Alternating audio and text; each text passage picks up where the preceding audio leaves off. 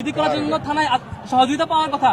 থানা হচ্ছে বাংলাদেশের সবচেয়ে সেফ জায়গা, যেখানে তিনি পুলিশের কাছে আশ্রয় নিতে যাবেন, সেখানে তাকে থানায় মব করা হলো, তাকে আক্রমণ করা হলো, জিডি নেওয়া হলো না, 1 ঘন্টা 1.5 ঘন্টা বসায় রাখা হলো।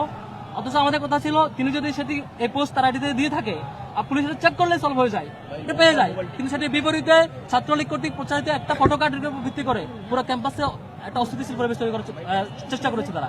আমার মনে হয় তাদের উদ্দেশ্য ক্যাম্পাসে একটু মারামারি লাগানো, তাদের উদ্দেশ্য ক্যাম্পাসে একটু সংঘাত লাগানো। সংঘাত লাগাতে পারলেই তারা বোধহয় তাদের এজেন্ডা হাসিল করতে পারবে।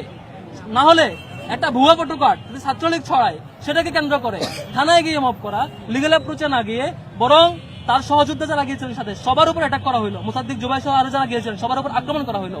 এই নগ্ন হামলা, জিডি না নেওয়া, অপেক্ষমান রাখা এবং পুলিশ দাঁড়িয়ে দাঁড়িয়ে পুরো ঘটনা লক্ষ্য করা, অবজার্ভ করে চুপচাপ এনজয় করা দীর্ঘক্ষণ ধরে, এটা খুবই একটা ফেসিবাদী সিমটমস।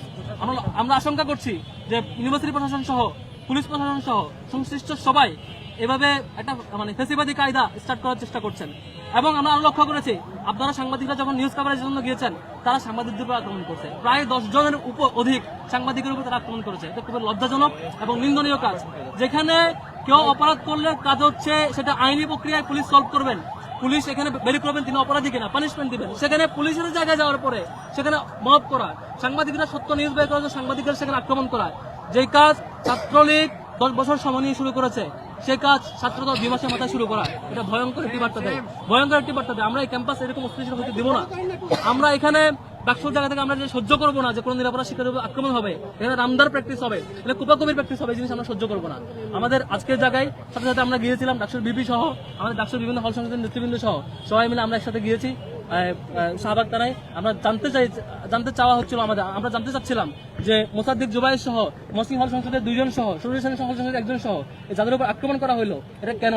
তখন ছাত্রদলের সভাপতি এবং কেন্দ্রীয় সভাপতি এবং ঢাকা ইউনিভার্সিটির সভাপতি উপস্থিত ছিলেন, তারা তাৎক্ষণিক দুঃখ প্রকাশ করলে তারা দেখবেন বলেছেন। কিন্তু আমরা এখনো আশঙ্কা লক্ষ্য করছি, এই ধারাবাহিক প্র্যাকটিস চলতে থাকলে দেশটা দিন শেষে একটা ভয়াবহ ফেসিবাদের দিকে যাবে, সংঘাতময় পরিস্থিতির দিকে যাবে, যেটি জুলাই পরবর্তী আমরা আশা করি না। ছাত্রদলকে অনুরোধ করবো, এখনো সুযোগ আছে, আপনারা এই গুজবের উপর নির্ভর করে সংঘাত তৈরি করে অপচেষ্টা রামদার প্র্যাকটিস করা এবং ধারাবাহিকভাবে সাংবাদিকদের আক্রমণে যে প্র্যাকটিস আপনারা করছেন এখান থেকে ফিরে আসুন, নয়তো একটা ভয়াবহ পরিণতির দিকে যেতে হতে পারে, যেটার মধ্যে পুরো রাষ্ট্র ভুগবে, পুরো দেশ ভুগবে, সকল জনগণ ভুগবে। আমি কথা বলার জন্য অনুরোধ করছি ডাকসু সম্মানিত বিপি